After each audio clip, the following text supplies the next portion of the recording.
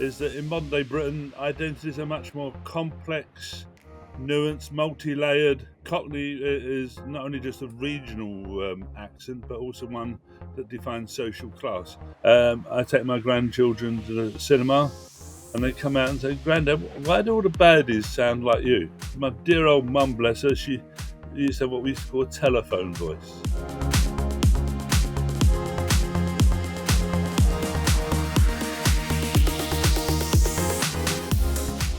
This episode is going to be slightly different to my previous episodes because generally what I do, I introduce individuals from working class backgrounds who've broken into their respective fields. But today, we've got Andy Green, who's the founder of Modern Cockney. So welcome, Andy. How are you doing? You all right? Welcome and good to be with you today. Okay, thank you. Could you tell us a little bit about yourself and what Modern Cockney is? Absolutely. So I'm originally from the East End of London, and I actually left there when I was about 19 to go to university. But as someone observed decades later, you can take Andy out of the East End, but you can't take the East End out of Andy. And so I've had a career in public relations and now as a part-time university lecturer. And I come across a news story a couple of years back that had a headline, "Cockney is dying on the streets of London." And I'm quite a stupid person, and if I see something I've always wrong, I feel I've got to do something about it. So I responded in a PR fashion by creating a PR event called Speak Cockney Day on March the 3rd. And James, you're going to say, why March the 3rd, Andy? Well, it's really playing upon the 3rd of the 3rd in a way that Cockneys can't pronounce their THs to make it memorable. And so we've done that for a couple of years. It's a minor success, but no real change on the dial. And then we thought we'd do an event. And it's a long story, but we've got 2 days' notice. We organised an event, and we had 75 people turn up for an online event on the subject of is Cockney dying, with the sociolinguist who produced the report that led to the news story headlines. And in the audience was a wonderful guy called Saif Osmani, a Bengali artist who, as I say, together we co-founded the Modern Cockney Festival, and now it's a sort of a year-round program under the title of Modern Cockney. Okay, so it's quite good stuff then, recognising the local communities and highlighting what Cockney is. It goes beyond local communities in the sense of like identity in modern day Britain. And really, what we've discovered is that in modern day Britain, identities are much more complex, nuanced, multi-layered concepts. So whereas, say, 100 years ago in Poplar, where I'm from, 75% of the population lived and worked in Poplar. Now, people are geographically dispersed, and so it's more of a sense of identity that has a link with a geography area, but it's not solely defined by geography. So this series is primarily about like working classes and those from lower socio-economic Yeah. backgrounds. How would you define it, and would you say it is closely linked with what the Modern Cockney is about? Well, certainly, Cockney is not only just a regional accent, but also one that defines social class. And we use the term non-posh Londoner because, firstly, then that broadens it out to London. And secondly, we find that people are uncomfortable talking about working class. And so we find it a way whereby, yes, it is covering the subject of working class without necessarily diluting it or shifting any focus away from it, but just making it more acceptable, perhaps in modern day life. Like, so I'm 66 years old, and I think the term working class was much more used, in my younger years than it is now. Yeah. So the challenge we have is that, and what the big really discovery we've made is that in our campaign over the last 3 years, is that working class cultures and identities have been marginalised over the last 50 years. You might put a specific day of 1979 when a certain Margaret Thatcher came to power, but since then there was prevailing views of there's no such thing as like society, so a much more individualistic thing. Even to like the Tony Blairs of the world, like we're now all middle class, and what we've discovered is that working class cultures and communities don't have cultural institutions to define, defend, or advance their interests. So as a result, their story gets told, mistold, negatively stereotyped, ignored, or even in the case of Cockney, airbrushed out of existence. So, and that puts people who are in the sort of working class communities at an immense disadvantage, because they're left with a far less powerful story, a collective story about the story of them and who they are. Yeah, because that's the one thing that I've found, especially doing this series, is the term working class has moved very much from how people would have originally perceived that Yeah. term. And it is very much based on an individual's lived experience, and it's how it's defined by their location, their financial status, and yeah, just their kind of surrounding where they grew up. So I feel like the term working class is a much broader thing now than how it was once defined as. Yeah, well, as I say, it's obviously rooted in economic social structures, but I think it's really about identity and your links with like power and the people we control. Like, are you at one with them, or do you recognise actually you have a distinct interest that you've got more in common with those around you than those above you? The word Cockney, where does that actually originate from? Well, the first recorded definition was in like Piers Plowman. I think it was back in like the 1360s, Yeah. but obviously must have existed before then. And actually, it was a derogatory term used by country dwellers about their city cousins. Ah, A okay. cockney was believed to be like a misshapen egg, so like Okay. a less than perfect entity. Like so a term the country people used to use to look down on the city dwellers. And so originally, it was even really like someone who's even posh, because it was really a sort of country v town definer. But over the years, over the centuries, and particularly since like the 18th century, when you've got the emergence of a middle class and you've Hmm. got things like elocution teachers and Yeah. so, they emerged because there was a need for some people who may not have had landed gentry titles but wanted to assert their superiority and their sense of power over others. So there become then a sort of a codification that Cockney was definitely of the lower orders, a lesser class of person, and with lots of negative stereotypes associated of being untrustworthy, low educated, Hmm. uh, more lawbreaker, and now sadly, I mean, even that perception of being more racist. When yes, there are Cockneys who are racist, but they're Hmm. racist because they're racist, not because they're Cockneys. Okay, yeah, because it has always kind of been ingrained, like you said, the term of the country folk thinking of the Cockneys as the less than um, normal society. So yeah, there is that level of it does come back to the classism in society and the And hierarchical. status, and Yeah. so you can either go around life being defined by others or challenge that.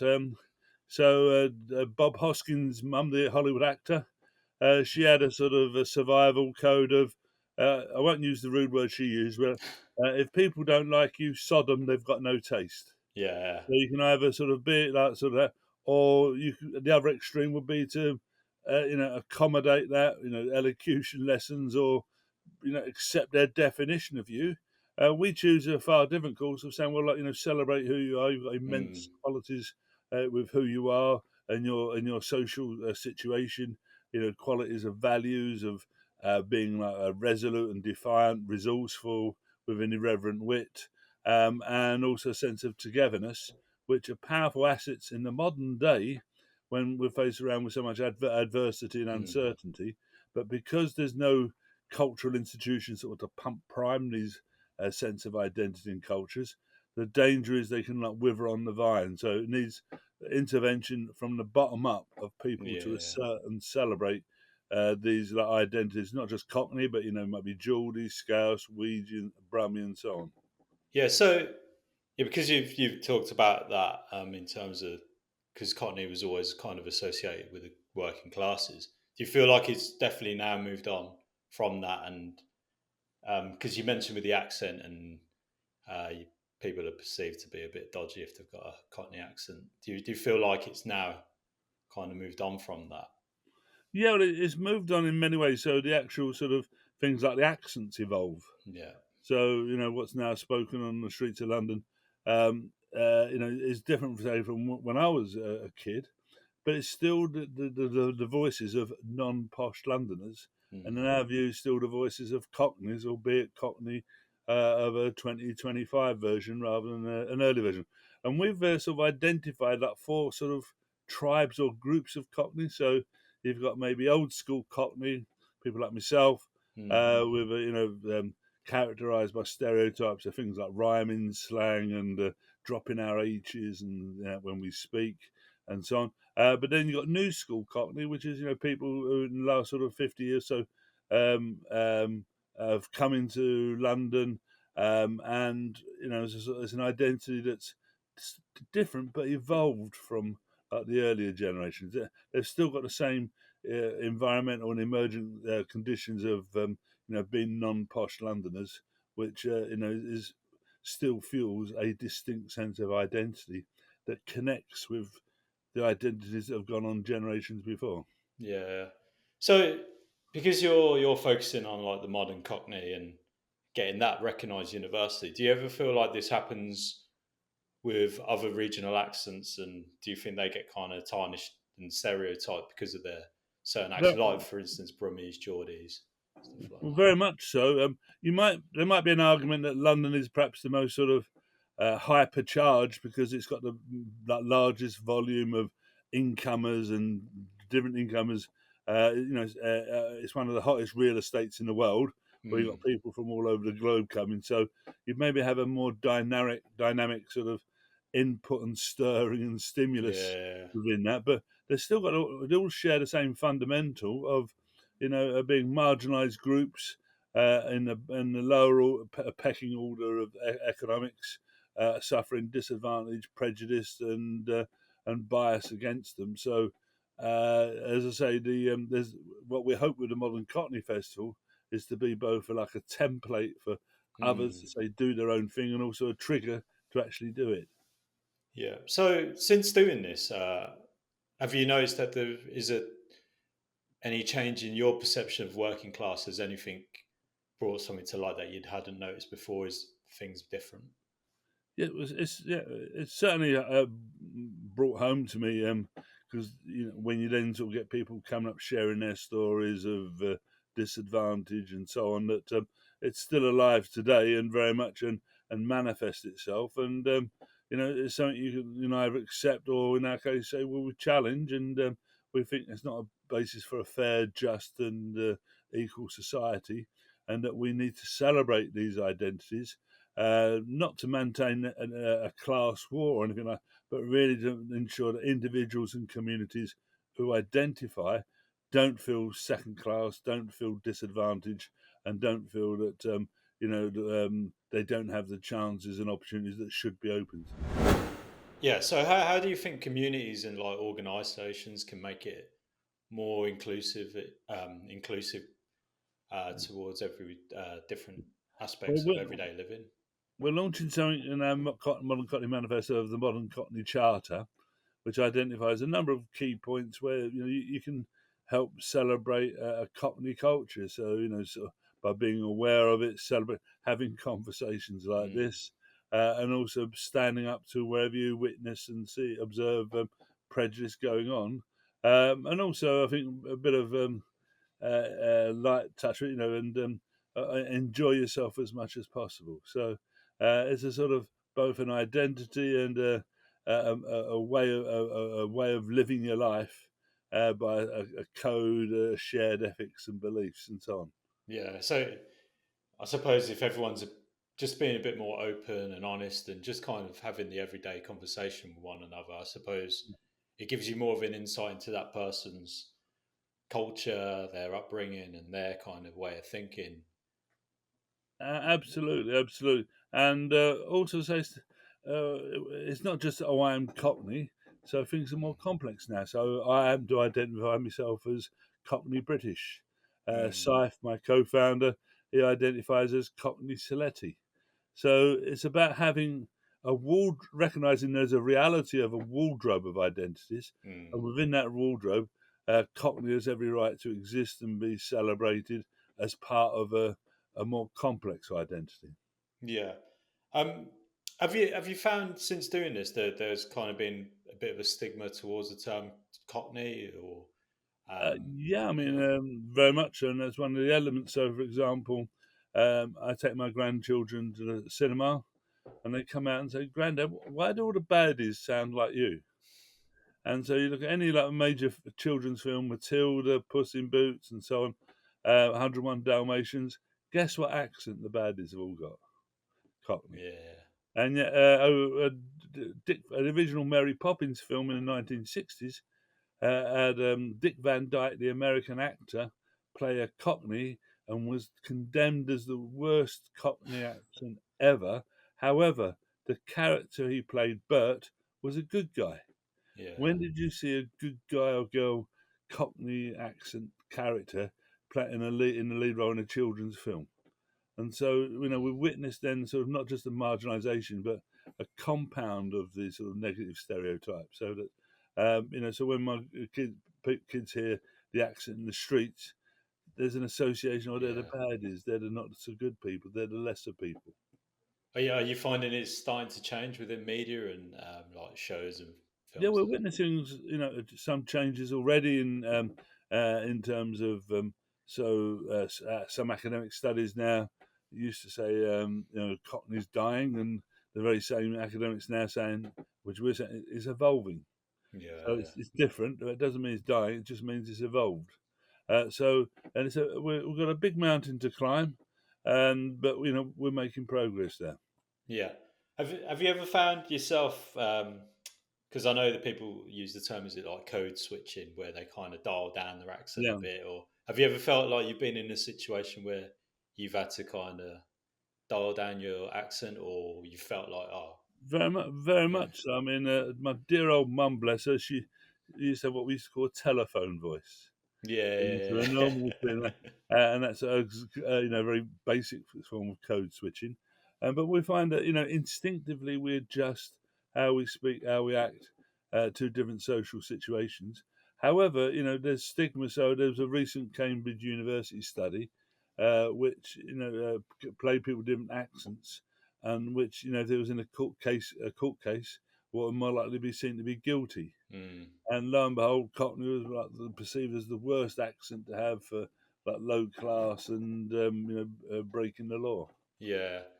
Because you work within academia, have you ever felt like your accent has kind of hindered your role, or have you had to change that at any point? Yeah, I mean it's a very good point, and you find that there's a certain environments, there would be a tendency to accommodate change, evolve, and as I say, it is a challenge. Obviously, one needs to be understood and clearly intelligible, but equally, is it change because for clarity, or is it for class consciousness? Yeah. So are you seeing a lot of that still, or is people kind of Yeah, making you that? still see it and witness it, and but more tragically, almost is that these people with the Cockney accent are less likely to be seen or in these sort of situations because of the handicaps and negative perceptions attached with like Cockney identity. Yeah. Have you ever noticed where it kind of stifles that person's ability to kind of progress within that environment? Very much so. I Yeah. mean, because your sense of belief in your identity is at the root of your sense of confidence, Mm. purpose, vigor. And if you've got a sort of an identity that's very flawed, I mean, a number of people have come up to say, "Oh, I'm not a proper Cockney," and it's just you go through life with a sort of half an identity or a Yeah. very weak sense of identity, which in turn I think will create a lesser life of those people. It's the same with like the term working class, where they'll look at it as a badge of honor or with a level of shame. Would you say Yeah. that kind of feeds into um, that aspect as well, where their accent is like, oh, I'm proud to be this Cockney, I've got this broad accent, or Yeah. oh, I've got this accent, I need to dial it Well, down. what we witness, I mean, for example, in our campaign, and we're working to get that Cockney heritage taught in schools.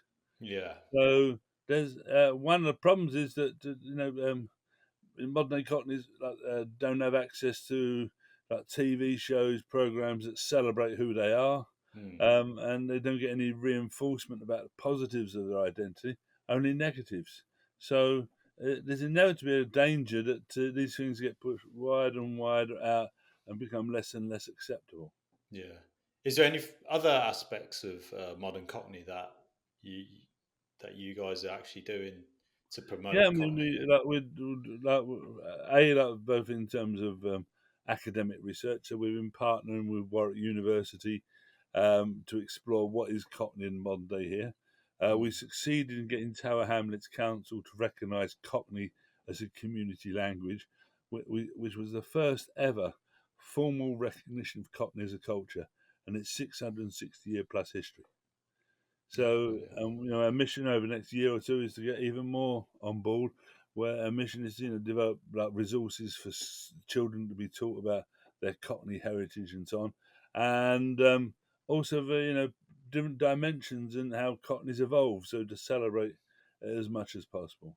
I mean, one project we want to do next year, for example, we had an event about the Cockney musical. Okay. Some fabulous musical songs. Yeah. They're largely remembered by an older generation. So, how can we get a younger generation? And so, one line of inquiry we're looking at is to, adapt them into children's nursery rhymes. Yeah. Old man said, "Follow the van," and don't Yeah. dilly dally on the way. So Yeah. some wonderful lyrics that could easily be adapted into like children's nursery rhymes, and that way keep the culture alive.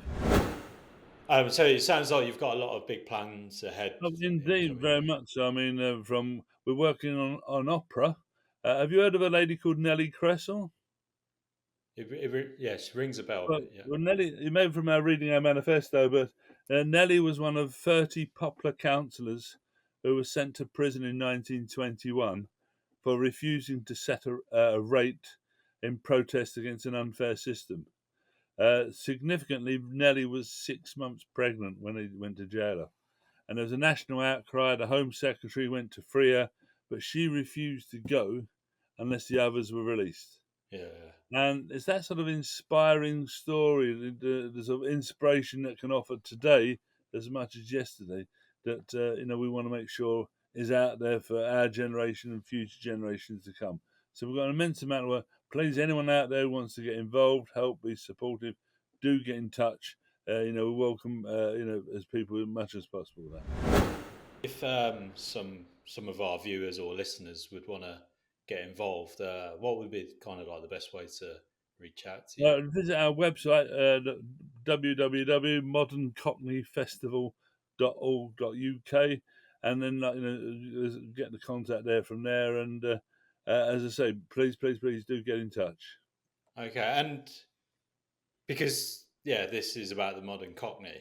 Um, do you feel like there's other parts of the country that will kind of do their own thing? I know you mentioned this could be kind of the template. Do Yeah, you feel like very, that's happening? very much so. I mean, I don't know if you know, but most British cities and towns have a posh West End and a less posh East End. Yeah. And do you know what it is? No, that's Wind. So imagine you've got westerly winds, yeah. you got smoke in the west end, your smoke goes up, gets blown over east. You're in the east end, Ah, okay. you get your Yeah, smoke and it gets where you are, and then you've got the smoke coming from the west end. So if you've got money, you live in the west end. yeah. And so most Ah, British cities have a posh west end and a less posh east end. So it strikes me that virtually every city or town could be connected with this campaign in some way. okay, cool. And yeah, I'm just conscious of the how long we've got and stuff. But was there any like last thoughts or words that you'd like to say or promote or Yeah. anything like that? Well, I think the message is if you see something wrong in the world, stand up for yourself. So, like for example, we're running a campaign to get pie mash, the Cockney cuisine, like properly recognised as a protected food. So whatever you see, don't just accept that as a norm. Yeah. Do something about it. Create the world you want to see. Yeah. One other thing I was going to ask actually, because traditionally Cockney was always perceived to be, was it in the Bow Bells of London, so the East I London? would That was challenge that because anthropologists have what's called a foundation myth, a mm, story that is sort of serves at the root of a cultural identity. Well, Cockney existed 250 years before Bow Bells were cast. And if Okay. you're going to be fastidious about it, despite being born in the East End Maternity Hospital on Commercial Road, I'm not a Cockney because bell bows didn't ring between 1942 and 61 because of German war damage. So, what we do believe, however, is that bell bells are heard through the heart. It's an Okay. emotional metaphor, Yeah. emotional signifier there. So, if you feel that affinity, if you feel that inside you, do look up, get involved, and celebrate that Cockney spirit. Cool. No, that's a good way to end the conversation there. But thanks again, Andy, and Well, no, hopefully, my pleasure, and again, let's keep the spirit of both Cockney and any British regional identity alive there. okay. People can reach out to you on, is it moderncockneymanifesto.org.uk? Yeah, that'd be Yeah. brilliant, mate. Okay. I'll put that in the description, and Yeah, so our viewers and listeners can see that. I look forward to Okay. hearing from many people as possible. Thank you. Okay. Thanks again, Andy. Thanks for tuning in to this episode of Initial Step. If you resonate with the stories we share and have a similar background you'd like to talk about, we'd love to hear from you. Get in touch and maybe you'll be featured in an upcoming episode. And don't forget to like, subscribe and hit the notification bell so you never miss an update. Be sure to check out our previous episodes for more inspiring stories. Until next time, we'll see you on the next one.